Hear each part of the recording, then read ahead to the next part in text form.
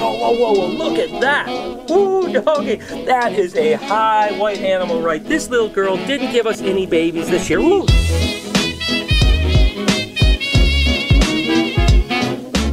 Hey, good morning, everybody. Brian Barczyk here, and welcome to the vlog. I'm a little bummed right now because if I was on my road trip to LA, I would be in Tulsa, Oklahoma right now playing with little lions and some reptiles, and tonight staying in that big 30,000 square foot house. But that being said, I'm not gonna cry over spilled milk. I'm gonna make the best of it, and I am gonna just be happy to be here at BHB. And I figure the first thing I'm gonna do to keep myself cheered up is just look at some snakes. That's what happens when I get a little bit like, oh, I feel like I should be doing something else. I was so excited. We put so much planning into this trip, but you know what? I'm gonna keep my spirits up, and I figured let's look at those pies I got a couple days ago before I left for Indiana. I can't wait to just take a little bit closer look at them. I mean, take a look at how incredible these things are. And of course, we just fed these yesterday, so all of them ate except for 2 out of the 15, so that's really good. And hey, I know that they'll eat after a couple days, but look at how beautiful it looks. And they're little chubby monkeys now that they've got some meals in. Of course, that's a little bit of a higher weight one. Let's see what this one looks like here.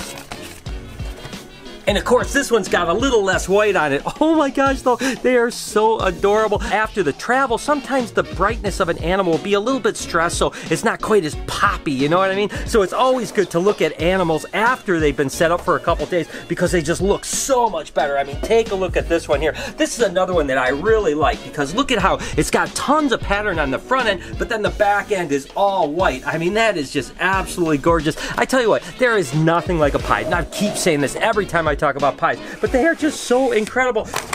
Look at this one right now. I mean, I tell you what, that is so incredible. And I hope you guys aren't getting bored of me showing piebald ball pythons because I tell you what, I just love them to death. It's been a while since I just kind of tooled around and looked at snakes. I've been really busy this last little bit. And by the way, the next couple months are insane. I think I've got to make 2 trips to LA, 1 to New York, 1 to Boston, 1 to Chicago, 2 to Florida, all before the beginning of December. So we're gonna be on the road, guys. It's gonna be absolutely epic. I cannot wait to share it with you. Look at, oh, whoa, whoa, whoa, look at that.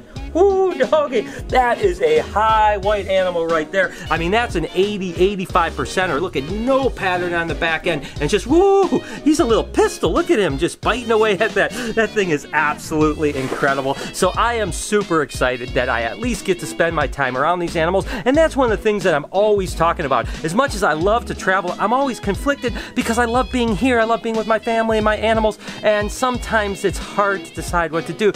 Oh, well, I'm here and I'm gonna make the absolute best of it. Let's see what else we can get into. We might as well stick with pies for the moment, but this would be a pastel pie. This is one of those ones that I got, you know, probably a month or a month and a half ago, and these are ones I'm keeping back. I have a couple for sale on the website, but there is a few that I'm hanging back, and I just love this one. Look at it, it's got hardly any white on it, but man, I just thought it was absolutely cool, so I was like, yep, we're gonna keep that animal right there. And of course, in that same shipment, I got some Mystic Potions, and take a look at how beautiful those guys are. I mean, that purple look to a ball python is incredible. And I remember when the first Purple Passions and Mystic Potions were produced, I mean, they were revolutionary for the ball python world. I mean, think about it. There was not that many mutations out there at the time, and to hatch something that was almost purple was like, holy cow, that was absolutely incredible. And speaking about completely revolutionary, of course, there was no ball python that was a bigger shock to everyone than the blue-eyed leucisticus. I mean, just take a look at those eyes with that red pupil and that solid white. And of course, there's all kinds of flavors of the blue-eyed leucisticus, the Super Mojaves, the Russos, the Lessers, the Butters. But to me,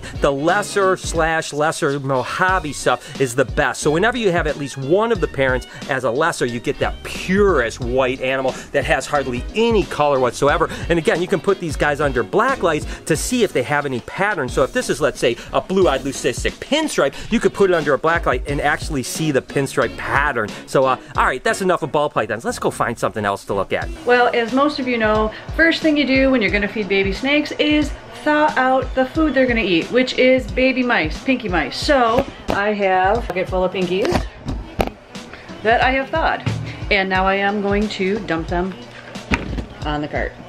Half of you guys are like, oh my god, that's so cool. The other half are like, oh my god, that's so disgusting. And I get it both ways. To me, I'm desensitized by it because I've been doing it for so long, but believe me, I know a lot of people are not into this whole like rodent thing, and in that quantity, it can be kind of you know, disturbing, I guess, but to me, it's every day. Well, I have my pinkies, I have them thawed out, I have them on the cart, ready to go. That's not enough to feed everything that we have, but it's what I have time to do today. So this right here, this section down there is part of what I'm gonna feed, and then if I have pinkies left, then I'm gonna flip down to some stuff down here.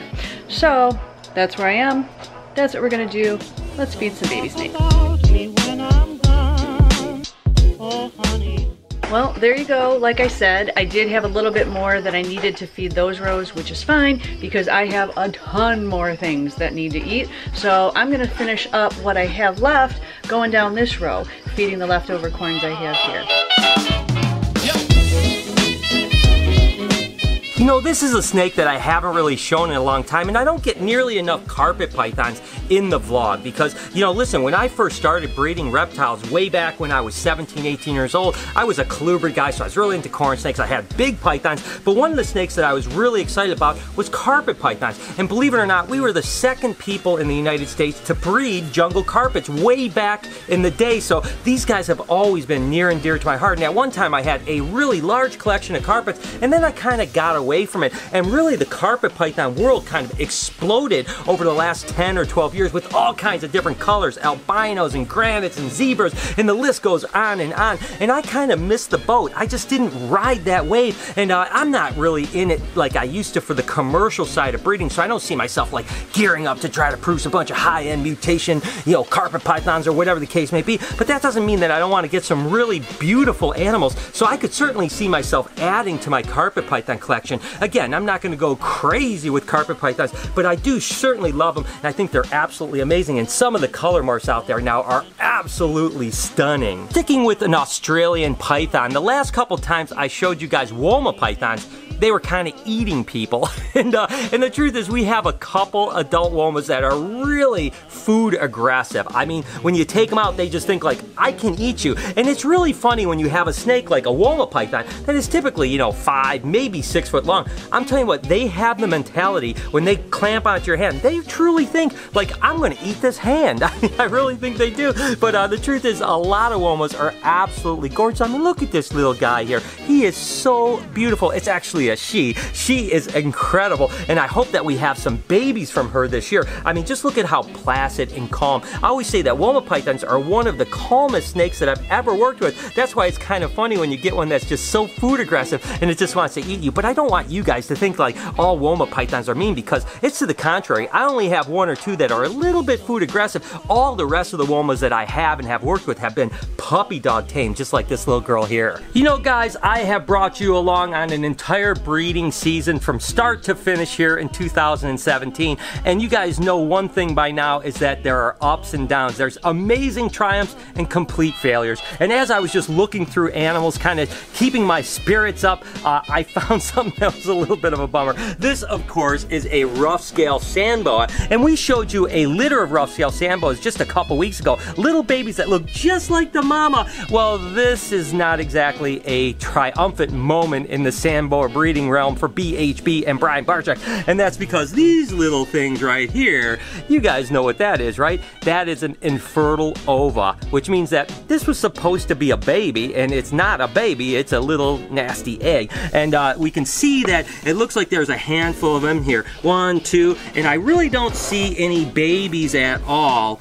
Here's another one, there's a 4th one there. Let's see, come on mama, it's okay, you did all right. I'm not mad at you or anything like that. Let's see, ooh, she's mad at me, I think. But yeah, you can see there's no babies. There's just a handful of these infertile ova in this litter. Hey, you win some, you lose some. Again, that's kind of how it goes when you breed snakes. Again, I always tell people when they start getting into snakes, they think, oh my God, I'm gonna have 10 females, I'm gonna get 10 clutches or 10 litters, and I'm gonna have the maximum. The truth is it never works that way. I've told this formula before. I usually tell people, if you think you're gonna produce 10 clutches, go ahead and do your calculations at 5 clutches, and then cut that in half. And that's gonna probably be a more accurate number. So anyways, this little girl didn't give us any babies this year. Ooh, that's okay, sweetheart.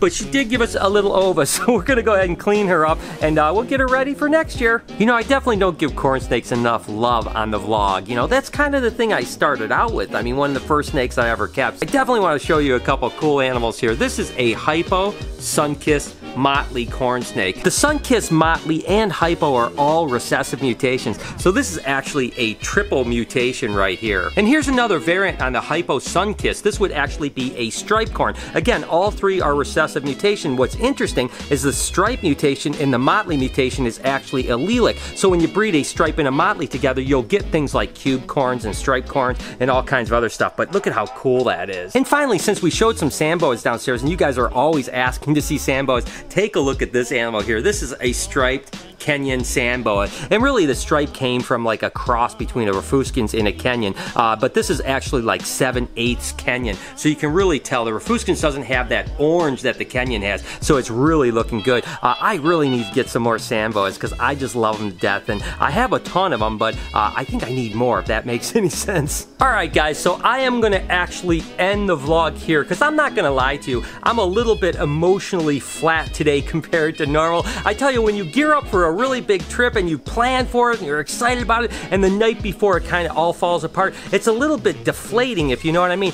Don't get me wrong, I love being home with my family, my crew, my animals. This is where I'm so happy, but you know, I was super excited. I was going to be on the road for the next 6 or 7 days, and instead I'm kind of retooling my whole thought process. So anyways, today was a little bit of a kind of a gloomy day, if that makes sense, but hey, I'm always trying to stay positive. I preach to you guys about positivity, and I try to do the best I can do as well. Regardless, thank you guys so much for tuning in today. You guys mean the world to me. I love you so much, and your support is incredible. Can you do me a couple favors, please? Can you smash that like button, as well as hit that notification bell for me so you know when I upload a video, which is every day at 9 o'clock in the morning Eastern Standard Time. Remember to be kind to somebody today. I promise I'll see you guys tomorrow. Talk about me when I'm gone. Oh honey, though our friendship ceases from now on. If you can't say